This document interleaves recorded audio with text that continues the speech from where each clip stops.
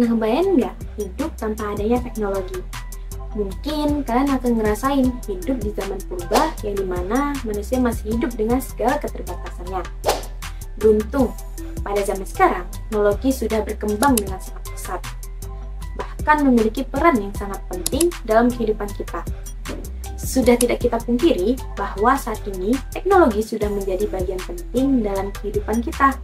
Teknologi merupakan salah satu elemen kunci untuk mempermudah hidup kita dan pada zaman sekarang, kehadiran teknologi sangat membantu kita dalam hal-hal kehidupan kita. Contohnya seperti berkomunikasi, bekerja, dan lain-lain sebagainya. Sebagai negara berkembang, kita juga mendapatkan dampak yang sangat baik dalam kehidupan kita. Nah, kira-kira apa saja ya manfaat dari teknologi yang kita dapatkan? Di era modern ini, teknologi telah menjadi pilar utama dalam memajukan bidang kesehatan secara global.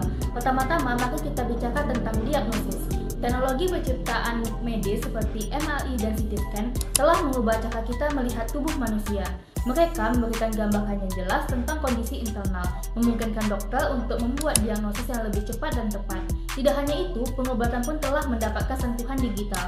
Aplikasi mobile dan perangkat wearable tidak hanya memantau kondisi kesehatan kita, tetapi juga membantu dalam pengelolaan penyakit kronis seperti diabetes dan penyakit jantung.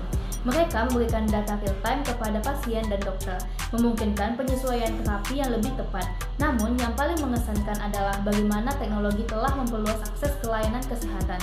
Melalui telemedicine, seorang orang sekarang dapat berkonsultasi dengan dokter dari mana saja, tanpa harus meninggalkan rumah mereka. Pendidikan saat ini itu telah menjalani transformasi besar-besaran berkat peran penting teknologi. Tidak lagi terbatas pada buku dan papan tulis. Belajar menjadi lebih interaktif, personal, dan terhubung. Pertama-tama, mari bicara tentang akses pengetahuan. Dengan internet, informasi sekarang tersedia di ujung jari kita. Siswa kita tidak lagi tergantung pada buku teks saja, tapi dapat mengakses sumber daya dari seluruh dunia. Salah satu perkembangan teknologi yang semakin pesat yaitu adalah pada bidang informasi dan komunikasi. Pada dunia informasi dan komunikasi, siapa sih yang bisa lepas dari ketergantungan terhadap komunikasi yang dulunya membutuhkan waktu yang lama untuk menyampaikan pesan dengan menggunakan surat. Tetapi sekarang sudah sangat cepat dan tanpa batasan jarak karena adanya teknologi.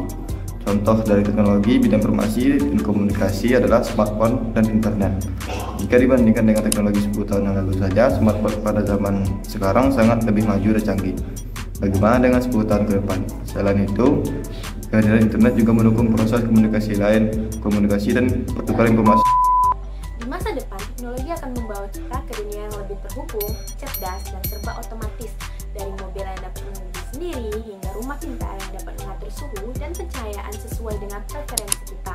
Segalanya akan terhubung melalui Internet of Things, memungkinkan untuk mengendalikan kehidupan sehari-hari dengan sentuhan jari.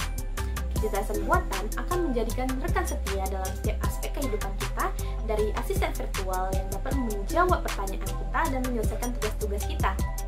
Sistem prediksi yang dapat membantu kita membuat keputusan yang lebih baik dalam bisnis dan keuangan di tangan kecerdasan buatan, segalanya akan menjadi lebih efektif dan efisien.